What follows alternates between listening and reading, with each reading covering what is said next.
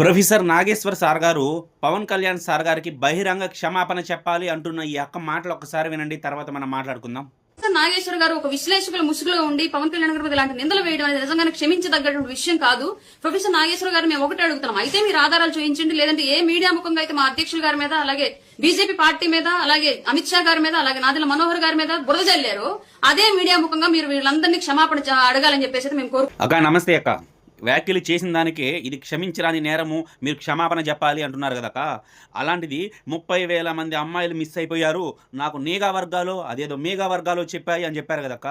ఏ మేఘా వర్గాలు చెప్పాయి, ఏ సాక్ష్యాధారాలతో చెప్పాయో పవన్ కళ్యాణ్ సార్ గారు కూడా మీడియా ముఖంగా ఆ సాక్ష్యాలను అందరికీ చూపించాలక్క. ఒకవేళ అలా చూపించకపోతే మీరు ఏదైతే నాగేశ్వర్ సార్ గారిని అడుగుతున్నారో ఆ పని మీరు చేయాలి.